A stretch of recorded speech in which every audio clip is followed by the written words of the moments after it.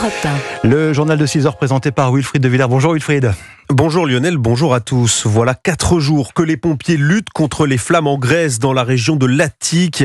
Elles poursuivent leur progression au nord-est d'Athènes et le bilan est lourd. 10 000 hectares partis en fumée, des dizaines de maisons et de bâtiments détruits alors que des communes entières ont été évacuées jusqu'aux portes de la capitale. Maxime Gondelot. Boris habite Vyronas, dans la banlieue d'Athènes. Si son appartement est encore épargné par les flammes, il en subit les conséquences directes. J'ai eu peur à un moment donné.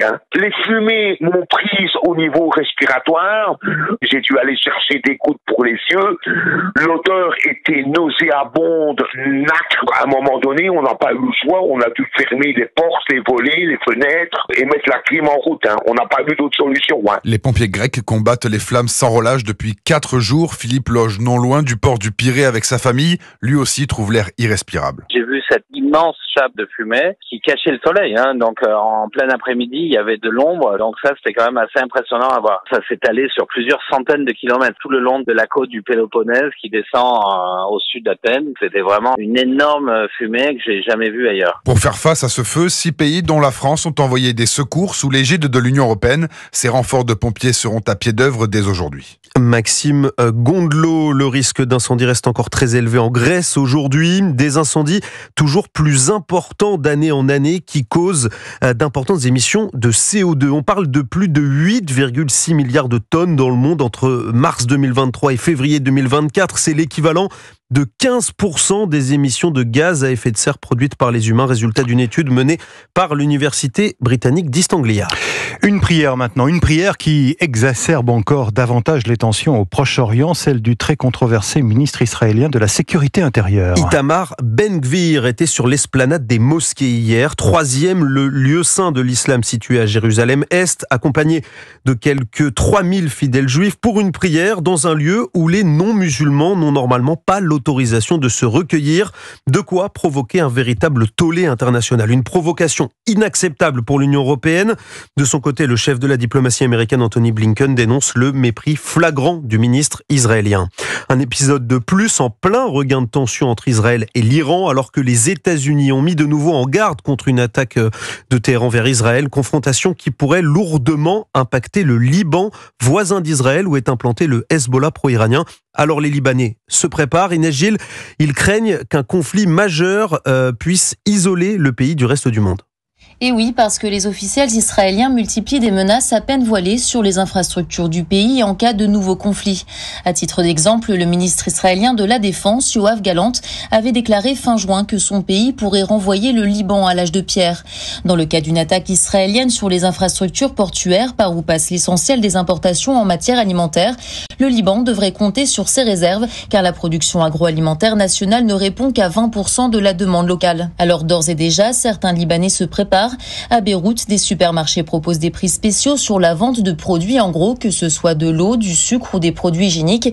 Fort de l'expérience de la guerre de 2006 avec Israël, les importateurs de carburant et de médicaments ont élaboré des plans d'urgence en cas de nouveaux conflits.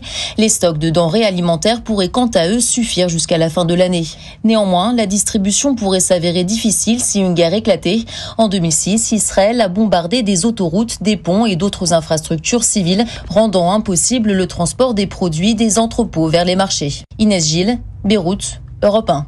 Un mot toujours du Proche-Orient, alors que les États-Unis ont approuvé hier de nouvelles ventes d'armes à Israël, l'équivalent de 20 milliards de dollars, avions de chasse, munitions pour tanks ou encore obus de mortier, des livraisons qui s'étaleront sur plusieurs années.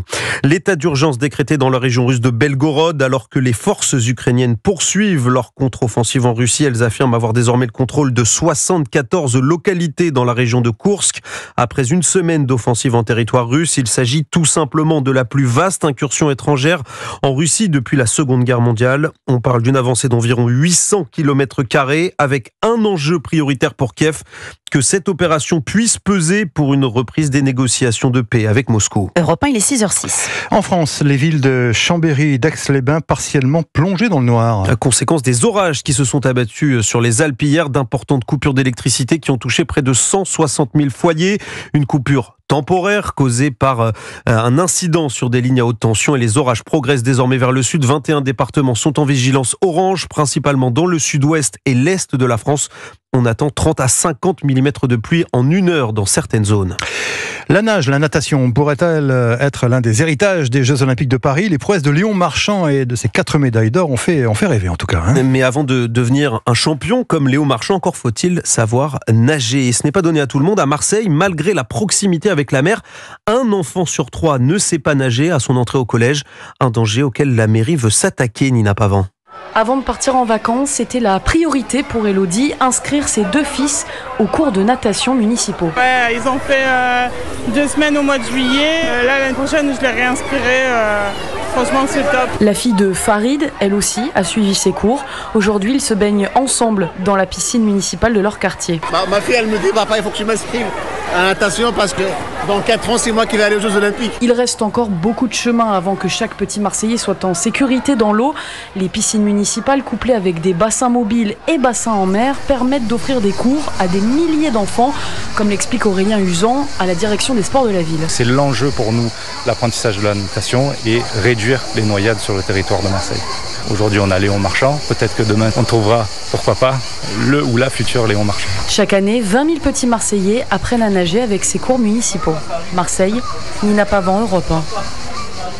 La ville de Marseille qui renforce également ses opérations contre les plongeons sauvages, particulièrement depuis la corniche Kennedy, tout proche du Vieux-Port. Des opérations de surveillance renforcées après un nouvel incident fin juillet. Un homme de 26 ans grièvement blessé à la suite d'un plongeon de 15 mètres. Et puis c'est l'un des grands succès des Jeux Olympiques de Paris, au-delà du sport, la vente des produits dérivés de ces JO.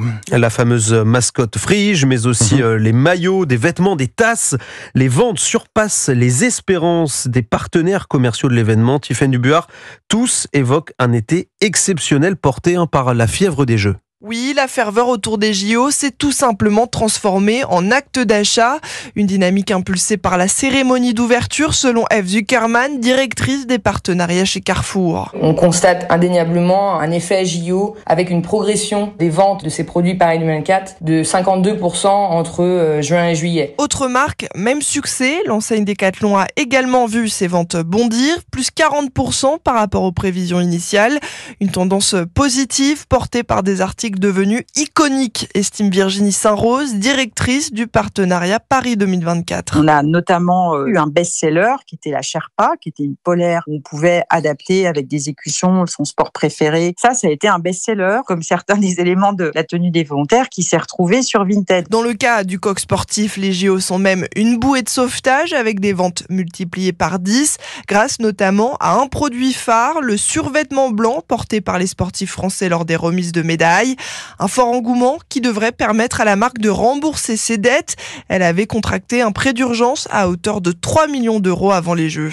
Tiffaine Dubuart du service économie d'Europe 1. En Dordogne, la grotte de Maxange a été amputée d'une stalactite vieille de plus de 10 000 ans. Longue d'une trentaine de centimètres, elle a été retrouvée par les équipes du lieu. C'est l'un des visiteurs qui l'aurait tout simplement arraché, de quoi provoquer la colère des responsables du site.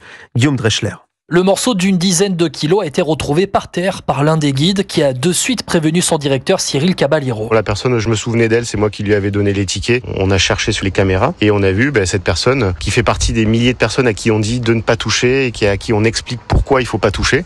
On voit cette personne délibérément porter sa main et exercer une pression dessus, ce qui l'a fait tomber. Donc il la rattrape comme il peut, il la pose au sol et puis il rejoint son groupe, le sourire aux lèvres, comme un enfant qui a fait une bêtise, quoi. Il gère le lieu avec son frère et il n'en revient toujours pas. C'est énervant parce que on ouvre des lieux incroyables au public. Quand je dis on, c'est tous ceux qui font le même métier que moi. Et il y a des personnes derrière qui se rendent pas compte de la portée de leurs gestes en faisant ça. Le directeur estime que la perte est inestimable. Il faut juste pas minimiser l'acte. Ça change pas la visite en soi. La grotte, elle est toujours exceptionnelle.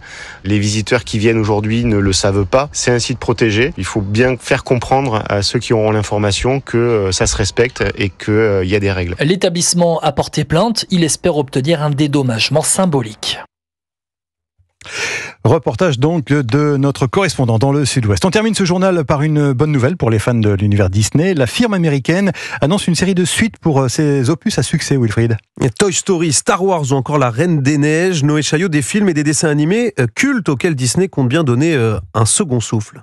Ton ami Souvenez-vous du premier Toy Story qui date de 1996. 30 ans plus tard, Pixar sortira le 5e de la saga culte. Les jouets Buzz l'éclair et Woody seront en concurrence avec les écrans. Un autre dessin animé fait son comeback la même année, Les Indestructibles. La famille de super-héros revient dans un 3e opus. Et en 2027, une avalanche de neige est prévue pour la saga aux 3 millions de dollars. Libérée et délivrée, La Reine des Neiges 3 est déjà en préparation avec les voix de Kristen Bell et Idina Menzel qu'on a tous en tête. Mais le géant du divertissement ne mise pas que sur les dessins animés. 7 ans après l'ascension de Skywalker, Star Wars est de retour avec un spin-off. Même monde, nouveau personnage. Et puis le réalisateur d'Avatar annonce une suite. Le premier a fait 14 millions d'entrées en France, le suivant 15 millions et il espère que le 3e opus va atteindre la barre des 20 millions d'entrées en France. Noé Chaillot, Lionel, c'est quoi votre Disney préféré? Si je vous parle de Bambi, ça vous dit quelque chose? Bien sûr, tout le monde connaît. Non, en fait, voilà, le livre de la jungle. Parfait, moi aussi je crois que c'est celui-là. C'est une autre époque, mais bon. Merci Wilfried de Villers, excellente journée, à tout à l'heure.